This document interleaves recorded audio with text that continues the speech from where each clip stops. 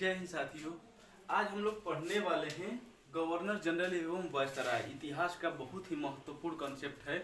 जब भी आपका किसी भी वनडे एग्जाम में, जैसे आपका हो गया एसएससी में SSC MTS CGL CHSL CPO, या रेलवे में आप ग्रुप डी एनटीपीसी या किसी भी बैंकिंग एग्जाम का पेपर देने जाएंगे, या उत्तर प्रदेश या किसी भी स्टेट का एग्जाम हो गया जैसे यूपी पुलिस दरोगा वगैरह में, तो यहाँ से जब भी हिस्ट्री से क्वेश्चन पूछेगा, वो भी मॉडर्न हिस्ट्री से, तो यहाँ से क्वेश्चन बनने की संभावना बहुत ही ज़्यादा होती है। लगभग 80% चांस होता है कि यहाँ से क्वेश्चन आपसे पूछा जाता है, ठीक ना।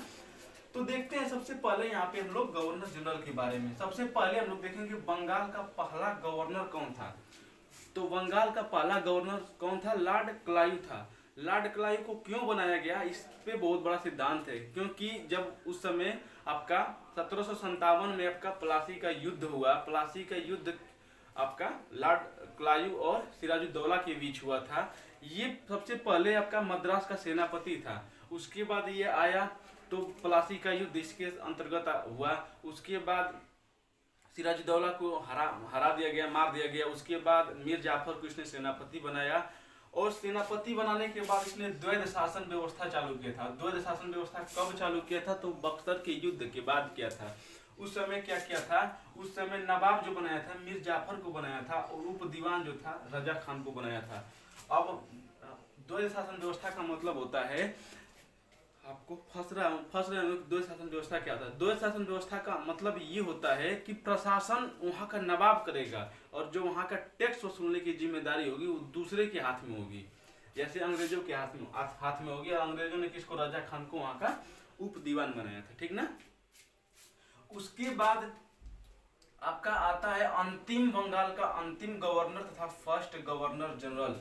यहाँ से गवर्नर से पद को गवर्नर जनरल कर दिया गया। तो बीच में जब कोई अंतिम गवर्नर ये बनेगा, जब ये गवर्नर जनरल कोई बनेगा, तो उससे पहले तो अंतिम गवर्नर रहा होगा ना, इसीलिए अंतिम और फर्स्ट लग जाता है, ठीक ना। तो अंतिम गवर्नर तथा फर्स्ट गवर्नर जनरल कौन था? वारेन हेस्टिंग थे। वारेन हेस्टिंग थे। इसके बारे में पूरी जानकारी हम लोग बाद में पढ़ेंगे, पहले यहाँ देख लेते हैं। उसके बाद अंतिम गवर्नर जनरल तथा भारत का पहला गवर्नर जनरल कौन थे? लॉर्ड विलियम बेंटिक थे, ठीक ना। 1828 से 1835 तक थे। उसके बाद आपका आता है अंतिम तथा स्वतंत्र भारत का पहला वायसराय कौन थे? तो माउंट बेटन थे। उसके बाद अंतिम तथा फर्स्ट वायसराय कौन थे? वो लॉर्ड कैनिंग थे। स्वतंत्र भारत का अंतिम गवर्नर जनरल कौन थे? सिराज गोपालचारी थे। ये बहुत ज्यादा इंपॉर्टेंट है, एक बार देख लीजिएगा। बंगाल का पहला गवर्नर लॉर्ड क्लाइव, तथा बंगाल का अंतिम गवर्नर था पहला गवर्नर जनरल कौन थे? तो वारेन हेस्टिंग थे। अंतिम गवर्नर जनरल तथा भारत का पहला गवर्नर जनरल विलियम बेंटिक थे। अंतिम गवर्नर जनरल तथा भारत का अंतिम गवर्नर जनरल तथा फर्स्ट वायसराय कौन थे? लॉर्ड कैनिंग थे। उसके बाद अंतिम वायसराय तथा स्वतंत्र भारत का पहला वायसराय, जब स्वतंत्र हुआ भारत, तो उस समय कौन थे? माउंट बेटन थे। फिर स्वतंत्र भारत का अंतिम गवर्नर जनरल भारत का ही बनाए गए थे सिराज गोपालचारी। अब पढ़ते हैं हम लोग एक एक के बारे में डिटेल में, ठीक ना। तो आपको क्लाइव के बारे में बताए थे, इसके समय दो आंदोलन हुआ, दो बहुत बड़ी क्रांति हुई थी। कौन कौन सा? सबसे पहले आपका प्लासी का युद्ध हुआ था, फिर बक्सर का युद्ध हुआ था, ठीक ना। उसके बाद वारेन हेस्टिंग जो आता है 17, जब ये क्लाइव जाता है दोबारा, तो ये पैसा ज्यादा यहाँ से ज्यादा वसूल कर लेता है, और खुद अपने लगभग 1 लाख कुछ रुपए का ये वहाँ अंग्रेजों का पैसा में लगभग 1 लाख कुछ रुपए रख लेता है, जिसके तहत इसको देशद्रोह का आरोप लगने लगता है, अपने आप को सुसाइड कर लेता है। इसी को क्लाइव को स्वर्ग से उतरा हुआ सेना नायक भी बोला जाता है, ठीक ना। उसके बाद जो वारेन हेस्टिंग था, वारेन हेस्टिंग 1774 में आया, 1785 तक रहा। इसके समय पिट्स इंडिया एक्ट आया था। फिर कलेक्टर का पद आया था। कलेक्टर का पद का मतलब टैक्स वसूलने की जिम्मेदारी अब कलेक्टर को दे दिया गया, ठीक ना। मदरसा में पढ़ने के लिए मदरसा अधिनियम लाया था। उसके बाद पहला मराठा युद्ध, फर्स्ट आंग्ल मराठा युद्ध, सेकंड आंग्ल मराठा युद्ध इसी के समय हुआ था। फिर उसके बाद ये बंगाल और बंगाली और अरबी भाषा का बहुत ही ज्यादा जानकार था। इसने जो द्वैध शासन प्रणाली चालू किया था इसने समाप्त कर दिया। यानी अब जो था प्रशासन और टैक्स वसूलने की जिम्मेदारी पूरी की पूरी कहाँ पे चली गई, अंग्रेजों के हाथों में चली गई। किसके अधिनियम के तहत, तो 1773 का जो रेगुलेटिंग एक्ट आया था उसके तहत सब कुछ सारा जिम्मेदारी अंग्रेजों के हाथ में चली गई। उसके बाद जब ये गया था तो ये भी बहुत ज़्यादा यहाँ से पैसा ले गया, इसलिए इसकी भी कहाँ लंदन में महाभियोग लगाया गया। और आपको पता होगा महाभियोग की प्रक्रिया बहुत ही ज़्यादा जटिल होती है। एक सदन से तो इसको पारित कर दिया गया, लेकिन दूसरे सदन में पारित नहीं हो पाया और महाभियोग समाप्त हो गया, ठीक ना। उसके बाद इसने एशियाटिक सोसाइटी की स्थापना की थी। इसी के समय एशियाटिक सोसाइटी की स्थापना हुई थी कलकत्ता में, और किया किसने था, तो विलियम्स जोन्स ने किया था। इसने 1784 में सुरक्षा प्रकोष्ठ नीति लाए थे। सुरक्षा के लिए एक नया नीति बनाया था जिसे सुरक्षा प्रकोष्ठ नीति कहा जाता है। उसके बाद अगला गवर्नर देख लेते हैं। तो अगला गवर्नर था आपका लॉर्ड कॉर्नवालिस। ये सबसे पहले अमेरिका का गवर्नर बना के भेजा गया था। वहाँ इतना लतिया गया, इतना पिटा गया था ये कि फिर दोबारा जब लंदन आया तो फिर वहाँ से फिर भारत में गवर्नर जनरल बना के भेजा गया। और जब यहाँ पे आया तो पहले से पिटाया हुआ था, उसे समझता था। तो इसने यहाँ पे आते ही पहले कर्मचारी, वहाँ पे कर्मचारी इसका साथ नहीं दिए थे। यहाँ पे जब आया तो इसने कर्मचारियों का वेतन बढ़ा दिया, जिससे कर्मचारी इससे खुश हो गए।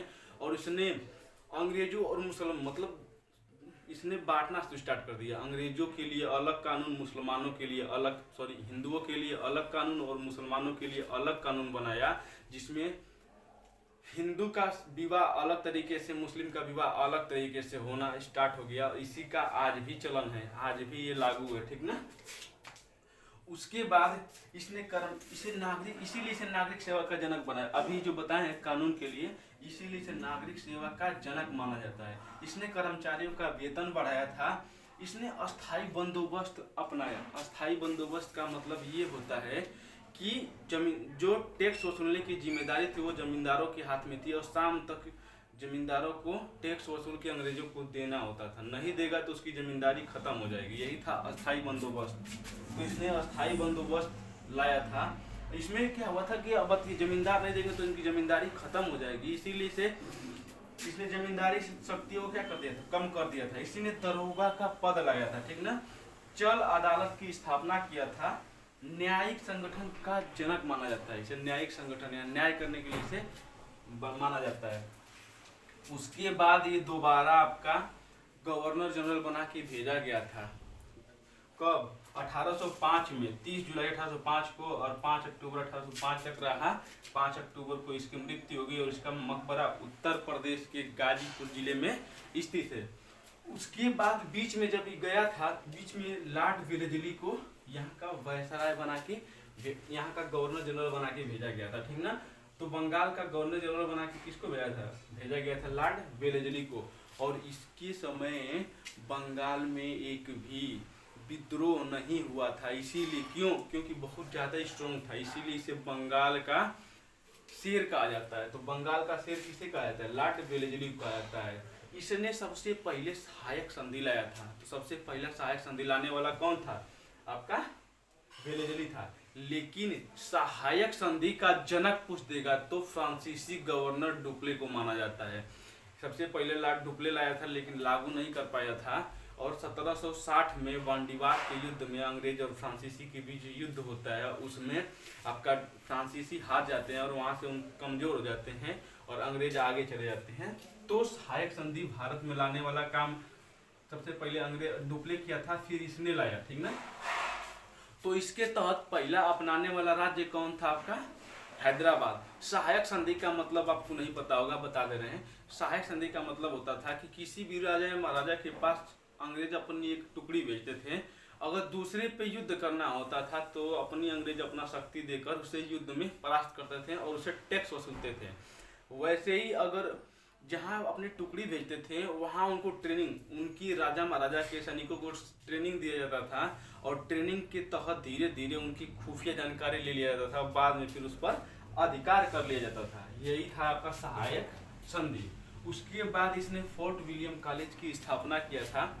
फोर्ट विलियम आपका जो था फोर्ट विलियम का किला कब बना था, प्लासी के युद्ध के समय।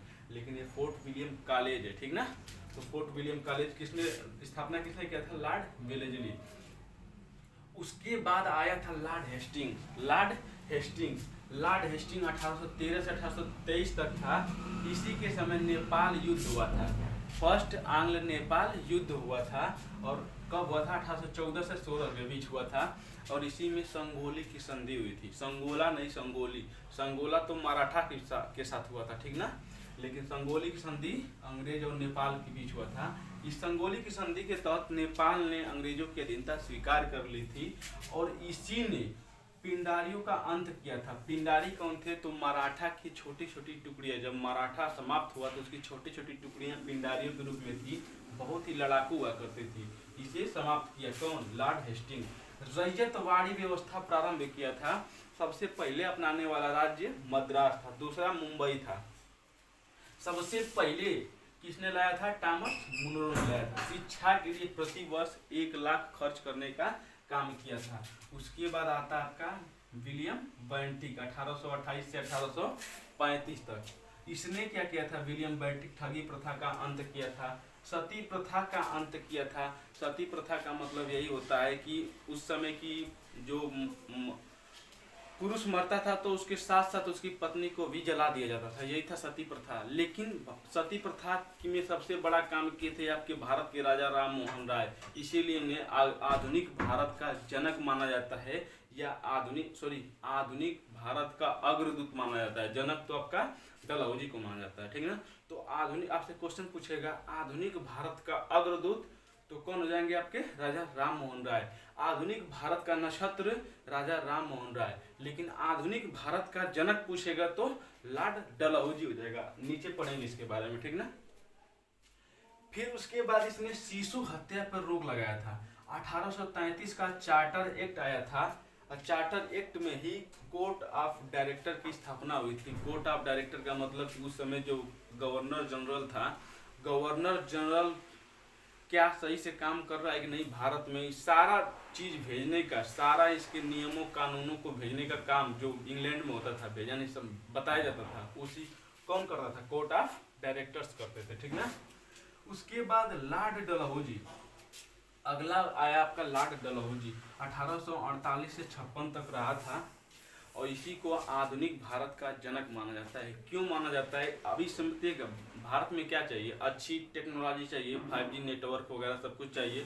तो उस समय जब ये आया था तो सारा सिद्धांत आपका दिया था उस समय इसने क्या किया था, रेल विकास के लिए, भारत के विकास के लिए, भारत के विकास के लिए नहीं, वो अपने विकास के लिए किए थे, लेकिन भारत के विकास के लिए इसने रेल विभाग चलाया था, डाक विभाग चलाया था।